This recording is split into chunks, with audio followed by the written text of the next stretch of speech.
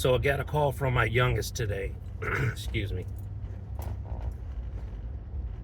And she saw the 10 Toes Tuesday that I posted.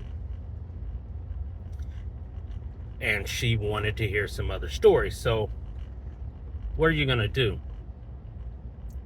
It's your daughter. You love them. They want to hear stories. They have some that they have heard, and they want to hear others that they haven't heard. So we're going to tell more stories. That's what this was supposed to be about anyway, right? I'm headed to BJJ again. Get my butt kicked. I'm happy about it. But this story, I think the title will be The Sizzle Heard Around the World.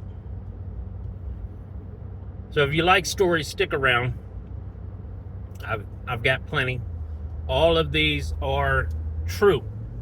Now I am going into the sun, so you may not be able to see me as well, but we'll get through it. This was about 1987, 88. Yep. Long time ago. My brother was little. But before we get into the sizzle part, I've been telling you guys, how poor we were and things like that. But I think with this story, it's time to kind of break you in, really let you into what I'm talking about. Let you know I'm not bullshitting.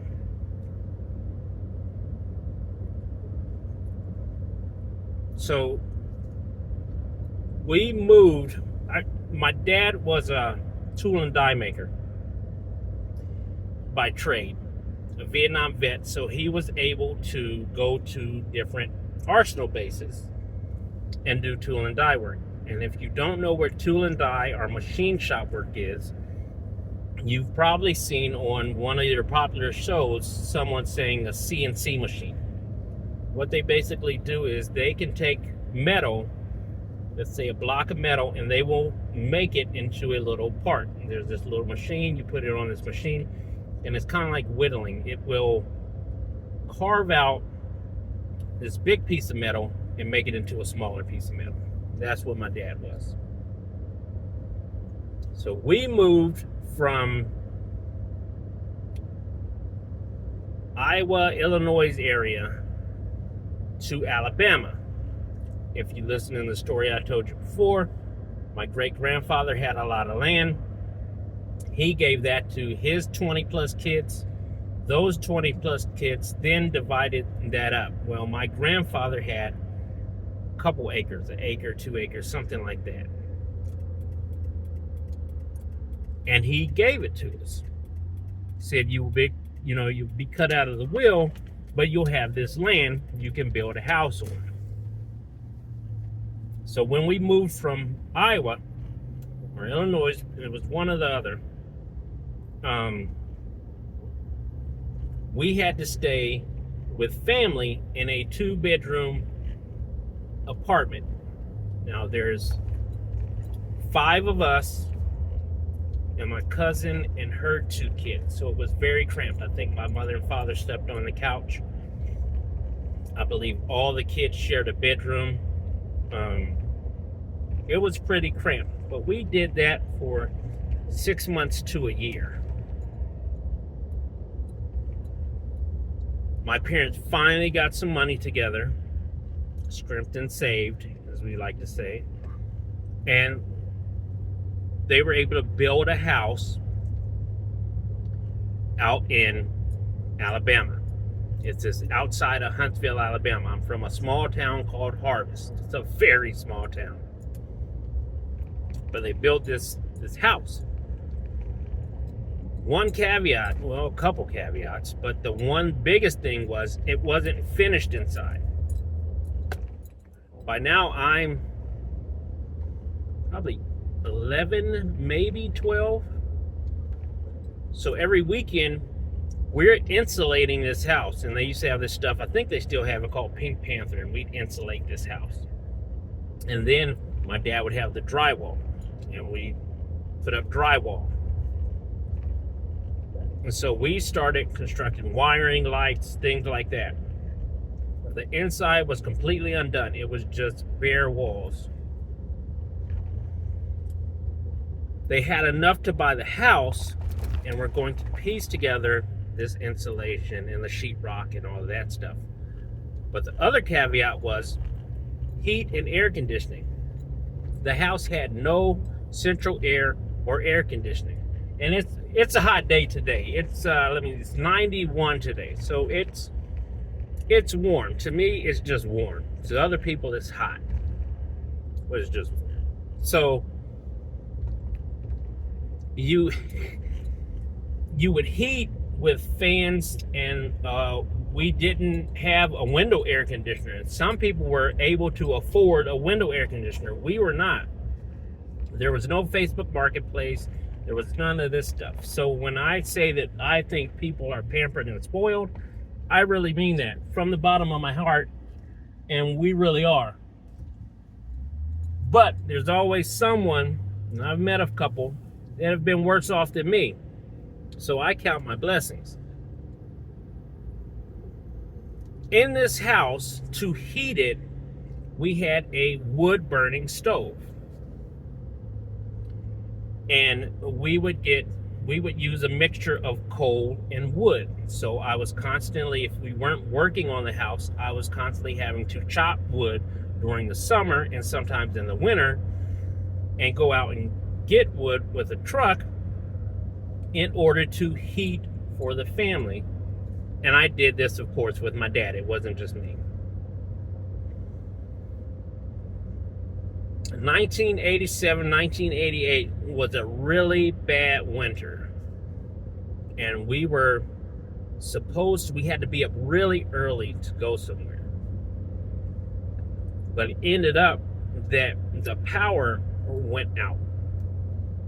And my parents had to stay up all night. Now remember, we only have this one wood-burning fireplace. They would take bricks, little cement bricks you see on the side of the house. I have a brick house. So the houses you see in the background of some of my videos, they had a few of those. They put those on top of the stove to heat those up, and then they would wrap them in a blanket and put them under our feet so that we could be warm at night.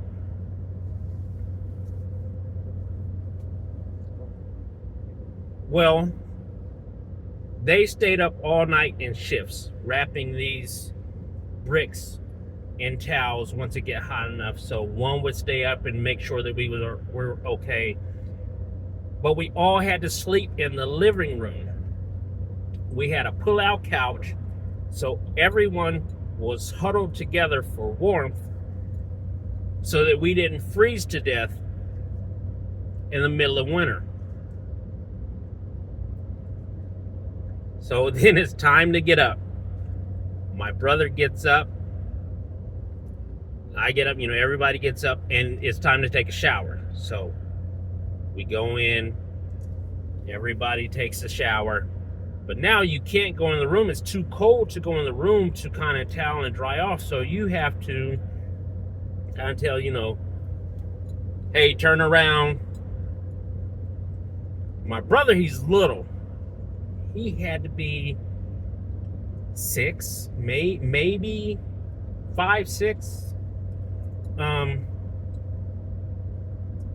He's wrapping up in this towel. You know how you take the towel and you shimmy the towel around you, and then you'll wipe your legs. I don't know if you guys do that, but that's what we used to do as kids. We take that towel, and they had a commercial, and we do that and dry off. It was fun. We were trying to make the best of the situation that we had, right? So my brother is shimmying off. He's showering, using the towel, and he forgets that the wood-burning stove is behind him. So it comes to his front part, and he's drying off. And you know how when you go to dry your legs, you naturally are going to bend over him, push that towel to your ankle. Well, that's what he did. But he forgot that stove was behind him, and you heard this sizzle. And this sizzle was kind of like if you eat meat, have ever heard meat, watch any type of commercial, you know how if there's a hot grill or something, and you take a piece of meat and you throw that sucker on that griddle or whatever, and you hear that tss. We thought somebody had slapped a T-bone on some type of a griddle, fire. All of a sudden you heard this blood curdling, ah! And he leapt from one side of the room clean over to the other side of the room. And he got it good. It was on, he got that butt cheek on there just right, where it was on there for a minute or two before his brain said, look, abort, get off. He's crying, of course. We're laughing. Well, not my parents, but me and my sister, we're laughing. We are cracking up. After we stopped laughing, we asked him, is he okay? No, he's still crying. So whatever we had planned that day did not get done. We had to take him to the hospital, and it was so bad that but he was so young that they had to skin graft skin on his ass. Well, that's where my daughter comes in, because he always told this story to them, but he told them that he got an Asian man's ass. He got a Chinaman's ass. And they just thought that was funny, that you know, he's making up that he got somebody else, skin from somebody else. But yeah, they had to graft they had to graft his skin back on, take it from somewhere and put it back on. He had a couple different surgeries. But yeah, he did not have the easiest life. We made the best of it. And you know what they say, pressure turns coal into diamonds. And if you didn't know that, then you know that now. Not cubic zirconium. And we're not cubic zirconium. We're all diamonds. So with that, that's the story of the Sizzle heard around the world. And that brought great joy to my heart to have this unedited, uncut. Hopefully you stay with me to the end. We'll be having another story tomorrow. So I'll do a story. All of these will be unedited and uncut, so you can laugh when I mess up. You see that I am a real human. And we're going to start on some of this life stuff. My daughter woke me up. With that, you guys have a great evening. I'm going to get my butt kicked at BJJ. And we'll see you tomorrow.